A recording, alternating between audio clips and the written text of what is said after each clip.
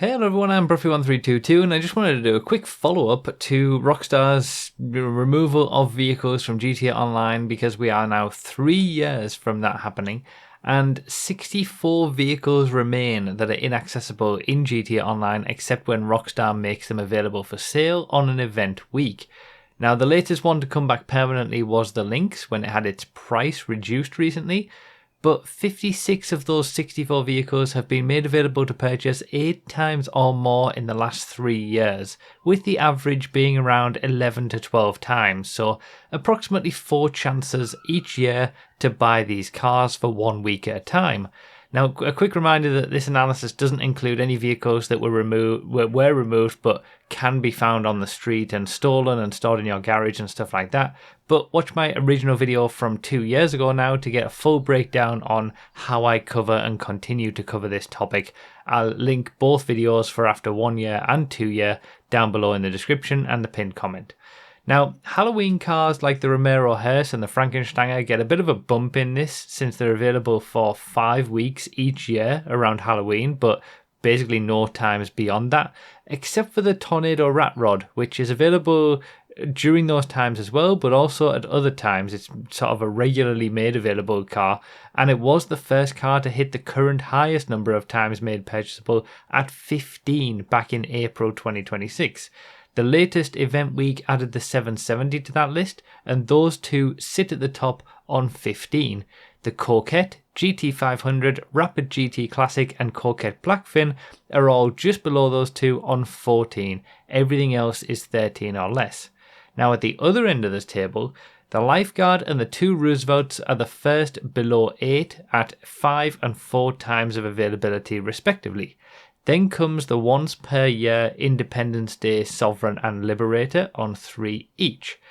But the real confusion comes from the bottom 3, which are the only vehicles to have not been made available to purchase at all even once since my previous reporting on this last year. The Faggio Mod, the Faggio Sport and the Tailgater, which is obviously the GTA 5 protagonist Michael's car, are still sitting on only 1 week of availability in the last 3 years. The Faggio Sport was made available just after my first video on the topic in July 2024, with the Tailgater and Faggio Mod not seen since September and August 2023 respectively. One vehicle hasn't been made available to purchase in GTA Online for 2 years now, and 2 more haven't been made available for almost 3 years. It's actually crazy. And this was the whole problem I had originally when Rockstar chose to gut the websites in the name of streamlining the experience rather than just redesigning and reorganizing those websites, since there was always going to be imbalances in availability periods, and that has proved to be the case. That initial reason was also a load of nonsense anyway, since they've almost added more cars to the websites than they originally removed at this point when you consider newer DLC stuff and returning previously removed stuff. Again, without making any redesign to those websites to make things actually easier to find. But as I've said before, this is all just testing for GTA 6, and let's hope that this is the last time I have to do this and they just bring everything back in July for what will hopefully be the final GTA 5 DLC.